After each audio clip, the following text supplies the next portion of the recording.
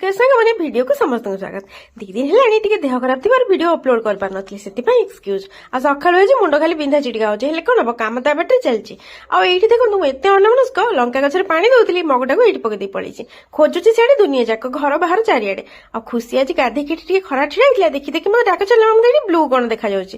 ଦେଖିଲା ବେଳକୁ ଲଙ୍କା ଗଛ ମୂଳରେ ମଗଟା ପଡିଛି। ଆଉ ସାଙ୍ଗମାନେ ଖୁସି ଚୁଟି କାଟି ଦେଇଛି ବୋଲି ତା ବାବା ଆସି ଗାଁର ଦେଖିଲେ ଆଶ୍ଚର୍ଯ୍ୟ ହେଲେ, କହିଲେ ତୁ ନାଣ୍ଡି ମୁଣ୍ଡି କଣ ହେଇଯାଇଛୁ।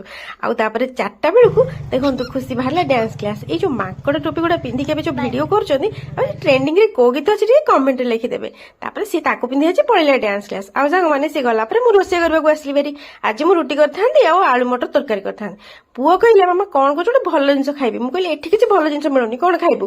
ତାପରେ ସେ ଫ୍ରିଜରୁ କାକୁଡି ଟମାଟୋ ସବୁ ବାହାର କରିଦେଲା, ମତେ ଦେଲା, କହିଲା ଏଠି ରଖ ଧୋଇକି। ଆଉ ଧନିଆ ପତ୍ର ଦେଖୁନାହାନ୍ତି ପୁରା ଶାଗ ଭଳିଆ ହେଇଛି, ସବୁ ଧୁଆ ଧୁଇ କରିକି ରଖ। ଆଉ ମତେ ବାଦାମ ଭାଜିବାକୁ କହିଲା, ମୁଁ ଭାଜିଦେଲି। ଆଉ ସିଏ ତାର ଗୋଟେ ଚଷମା ପିନ୍ଧିକି ପଳେଇ ଆସିଲା। ଆରେ କଣ କରିବୁ କହୁନୁ, ଦେଖୁନାହାନ୍ତି ତା ଆଖି ପଡିବ ବୋଲି ଗୋଟେ ନିଞ୍ଜା ଟେକ୍ନିକ ଲଗେଇଦେଲା।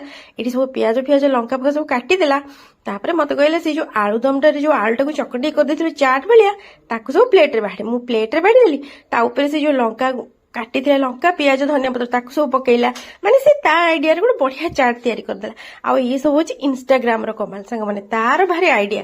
ସେ ଏଇ ସବୁ ଜିନିଷ ଏକ୍ସପ୍ଲୋର କରିବାକୁ ବହୁତ ଭଲ ପାଏ। ଆଉ ତା ଭିତରେ ସେ ବାଦାମ ଆଉ ଲଙ୍କାଗୁଣ୍ଡ, କଳା ଲୁଣ, ବହୁତ ସାରା, ଆଉ ସେ କଣ ମକା ଚିପ୍ସ, ମାନେ ଏଇଠି ଆମର ଲୋକାଲ ମାର୍କେଟ ଯାହା ମିଳୁଥିଲେ ସେଗୁଡା ସବୁ ଆଣିକି ସେଉ ବାଦାମ ସବୁ ଆଣି ପକେଇ ପକେଇ ଦେଲା ତା ଉପରେ ଉପରେ। ଆଉ ସିଏ ଯାହା ଦେଖିଛି ସେଇଆ ସିଏ କଲା। ଆଉ ତାପରେ ଲାଷ୍ଟକୁ ସେ ପକେଇଲା ପଞ୍ଜାବୀ ତଡକା। ଆଉ ମୁଁ କହିଲି ମତେ ଟିକେ ଦଉନୁ, ମତେ ଭାରି ବଢିଆ ଲାଗେ ଖାଇବାକୁ। ମୁଁ ଟିକେ ପକେଇଦେଲି ପାଟିରେ, ଆଉ ପୁରା ଛୋଟ ପିଲା ଟକଳିଆ ହେଇଯାଇଛି। ତାପରେ ଦେଖନ୍ତୁ ସାଙ୍ଗମାନେ ଏଇ ସବୁ ଜିନିଷ ପକେଇ ସାରିଲା ପରେ ଗୋଟେ ବଢିଆ ଚଟଣି ସେ ତିଆରି କଲା। ଆଉ ସେ ଚଟଣିଟା ମତେ କହିଲା ଏଠି ସିକ୍ରେଟ, ତୁ କାହାକୁ କହିବୁନି। ସେ କଣ ଲଙ୍କା ଲୁଣ ଲେମ୍ବୁ ଆଉ ପୁଦିନା ପତ୍ର, ତାପରେ ସସ୍ ଧନିଆ ପତ୍ର କଣ ଗୋଟେ ଚକଟା ଚକଟି କରି ଗୋଟେ ବଢିଆ ଚଟଣି କରିଦେଲା, ତା ଉପରେ ପକେଇଦେଲା। ତାପରେ ପକେଇ ସାରିଲା ପରେ ଫାଇନାଲି ଗୋଟେ ବଢିଆ ଚାଟ ରେଡି ହେଇଗଲା।